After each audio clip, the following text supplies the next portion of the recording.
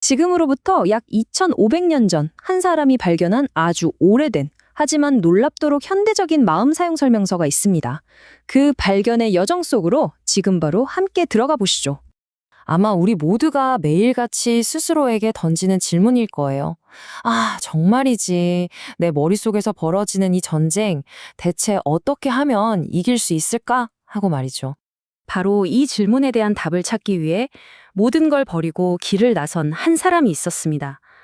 네, 바로 깨달음을 얻기 전에 붓다. 그의 이야기에서부터 시작해 볼게요. 그때 그는 자신의 마음이 마치 길들여지지 않은 거친 황무지 같다고 느꼈어요. 온갖 생각들이 그야말로 혼란스럽게 서로 충돌하고 있었던 거죠. 그는 직감했습니다. 이 혼돈을 어떻게든 이해하고 정리해야만 한다고 말이죠. 그래서 그는 결심합니다. 더 이상 이 내면의 전쟁터에서 되는 대로 싸우는 건 그만두기로요. 대신에 아주 명확하고 체계적인 전략을 세워야겠다고 마음먹은 겁니다. 그리고 마침내 핵심적인 돌파구를 찾아내죠. 바로 모든 생각이 다 똑같은 게 아니라는 사실. 생각은 근본적으로 딱 두 가지 종류로 나눌 수 있다는 정말 엄청난 발견이었습니다. 자, 바로 이겁니다. 그가 찾아낸 핵심적인 분류법인데요. 모든 생각을 크게 두 가지, 해로운 것과 유익한 것으로 나눈 거예요. 팔리어 원어로 보면 이게 훨씬 더 와닿는데요. 아쿠살라는 글자 그대로 서툰 혹은 건강하지 못한 생각이란 뜻이고요. 반대로 쿠살라는 능숙한 또는 건강한 생각이란 뜻입니다. 보세요. 감각적 쾌락이나 악애처럼 우리를 괴로움으로 이끄는 서툰 생각이 있고 그걸 벗어난 생각이나 선의처럼 우리를 명료함으로 이끄는 능숙한 생각이 있다는 거죠. 붓다는 이 해로운 생각이 얼마나 위험한지 아주 분명하게 경고했어요. 이런 생각들은 지혜를 가로막고 고통 쪽으로 우리를 끌고 가고 결국 우리를 절대 자유롭게 하지 못한다고 말이죠. 이건 반드시 버려야 할 대상이라는 겁니다. 그럼 반대로 유익한 생각은 어떨까요?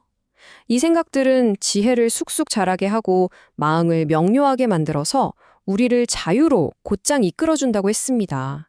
그가 발견한 엄청난 가능성이었죠. 자, 그럼 이제 무엇을 해야 하는지는 알았으니 가장 중요한 어떻게 할 것인지 알아볼 차례겠죠? 이 두 종류의 생각을 실제로 다루는 아주 적극적인 방법에 대한 이야기입니다. 핵심 원리는 정말 간단하면서도 강력합니다. 바로 이거예요. 당신이 자주 생각하고 되새기는 쪽으로 당신의 마음은 기울어진다는 것. 그러니까 우리가 집중하는 것이 바로 우리 자신이 된다는 거죠. 붓다는 여기서 아주 멋진 비유를 하나 듭니다. 마치 가을 추수기에 잘 익은 곡식을 지키는 소몰이꾼처럼요. 해로운 생각이 우리 마음이라는 밭을 망치지 않도록 끊임없이 경계하고 또 개입해야 한다는 겁니다. 그 구체적인 과정은 이렇습니다. 첫째, 해로운 생각이 일어났구나 하고 알아차립니다. 둘째, 그 생각이 가져올 위험을 똑똑히 봅니다. 그리고 마지막으로 그 생각을 버리고 제거하고 완전히 없애버리는 겁니다. 정말 단호하죠? 두 번째 비유는 완전히 반대 상황이에요. 추수가 다 끝난 여름, 이제 소들이 곡식을 해칠 염려가 없잖아요? 그때 소몰이꾼이 나무 그늘 아래에서 편안하게 쉬는 것처럼 마음에서 위험이 사라지고 나면 유익한 생각 속에서 평화롭게 머물 수 있다는 겁니다. 이렇게 소몰이꾼처럼 마음을 지키고 또 가꾸는 훈련을 계속하다 보면 과연 어떤 일이 벌어질까요? 이건 그냥 단순한 평화를 넘어서요. 의식 자체가 완전히 새로운 차원으로 도약하게 됩니다. 그 경이로운 변화의 과정을 한번 같이 따라가 보시죠.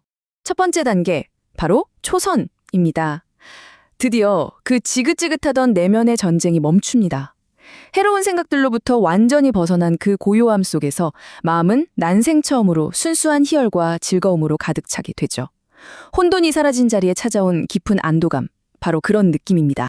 두 번째 단계인 이선, 세컨드 자나로 들어가면 마음이 이제 외부의 어떤 도움도 없이 오직 내면의 깊은 집중력만으로 훨씬 더 강렬한 희열과 즐거움을 만들어냅니다. 기쁨의 원천이 바깥이 아니라 온전히 내 안에 있었구나. 이걸 깨닫는 순간이죠. 그리고 세 번째 단계, 삼선에 이르면요. 이전에 경험했던 그 격렬한 희열마저도 차분하게 가라앉습니다. 그 자리를 대신하는 건 어떤 것에도 흔들리지 않는 지극한 평온함, 바로 평정이에요. 명료한 알아차림 속에서 깊고 균형 잡힌 평화를 누리게 되는 거죠. 그리고 마침내 네 번째 단계, 사선자나입니다. 여기서는요, 즐거움과 괴로움이라는 이분법 자체를 완전히 넘어섭니다. 남는 건 오직 티끌 하나 없는 순수한 평온함과 알아차림 뿐이죠. 이게 바로 모든 궁극적인 통찰을 얻기 위한 완벽하게 연마된 마음의 최종 상태라고 할 수 있습니다. 바로 이 완벽한 명료함의 상태에서 붓다는 완전한 깨달음을 얻게 됩니다. 그리고 동시에 세 가지 궁극적인 통찰을 얻게 되죠. 자신의 모든 과거생을 보고 모든 존재의 업을 꿰뚫어 보며 마침내 모든 괴로움이 어떻게 끝나는지를 보게 된 겁니다. 자, 이제부터는 좀 더 특별한 시간입니다. 우리가 지금까지 이야기한 핵심 단어 하나를 깊이 파고들어서 완전히 새로운 차원의 이해를 한번 열어보겠습니다. 우리는 지금까지 계속 생각이라는 단어를 써왔잖아요. 그런데 원문인 팔레어 단어, 비타카가 과연 정말로 생각이라는 뜻일까요? 단순한 번역, 그 너머에 숨겨진 진짜 의미를 한번 파헤쳐보겠습니다. 우리가 보통 사전을 찾아보면요, 비타카는 그냥 생각이라고 나와요. 뭔가 정지된 하나의 아이디어, 어떤 사물처럼 느껴지죠. 그런데 말이죠. 이 단어를 언어의 뿌리까지 한번 파고 들어가 보면 와, 완전히 다른 그림이 펼쳐집니다. 위라는 접두사는 어떤 방향으로 향하게 한다는 뜻이고 타카라는 어근은 굴린다는 뜻이거든요. 그러니까 위타카는 그냥 멈춰있는 생각이 아니라 마음을 특정 방향으로 처음 툭 하고 굴리는 그 행위, 바로 그 역동적인 과정을 의미하는 거였어요. 여기서 오늘의 마지막 질문을 던져봅니다. 여러분에게 생각이란 그저 머릿속에서 일어나는 단 하나의 사건인가요? 아니면 당신 마음 전체의 상태를 결정짓는 바로 그 가장 첫 번째 물결인가요?